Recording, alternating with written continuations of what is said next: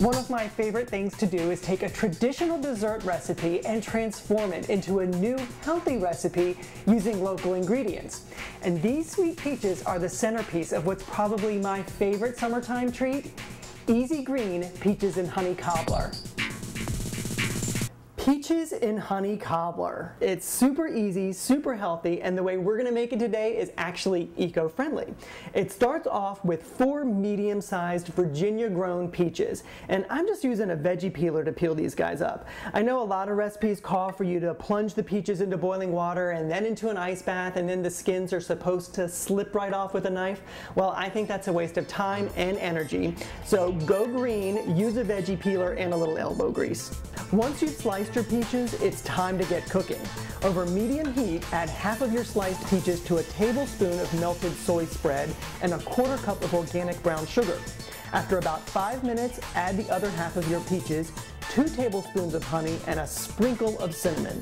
That'll cook for another 5 minutes before you remove it from the heat. So the reason we add the peaches in 2 different batches is so that we get a variety of textures. Some will be broken down and some will keep their shape, but rest assured they'll all be delicious. Next, we're going to make the biscuit part of our cobbler. In a bowl, combine a 1/4 cup of whole wheat pastry flour, a 1/4 cup of unbleached all-purpose flour, a tablespoon of cane sugar just for a little sweetness, half a teaspoon of baking powder, and a pinch of salt. Make sure your dry ingredients are mixed together really well before adding 1½ tablespoons of soy margarine or any other kind of vegan spread that you might like. Now I just cut that soy spread into the flour using a fork before adding 1/4 cup of soy milk. Now your batter might look kind of wet and sticky at this point, but that's okay, that's just how it's supposed to look. This is more of a drop biscuit batter rather than the traditional kind of biscuit dough that you would roll out on the countertop. Now comes the fun part. Divide your peach mixture between 2 ramekins, then dollop on your dough. And if that doesn't look amazing enough, top each cobbler with a little more cinnamon and a little more cane sugar.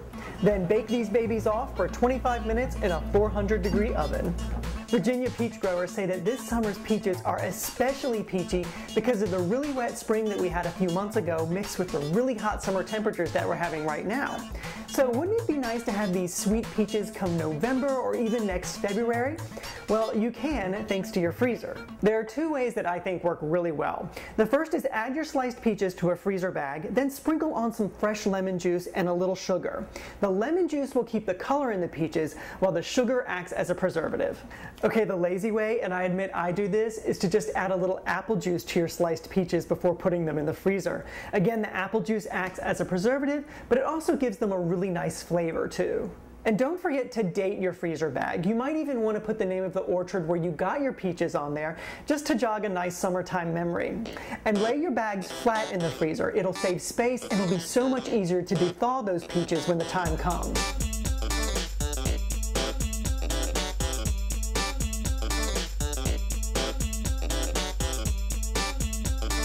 After you pull your cobbler out of the oven, wait about 5 minutes before drizzling a little honey over the top. Then grab a spoon and dig in. It's Virginia peaches and honey cobbler, a delicious new local dessert for your recipe box.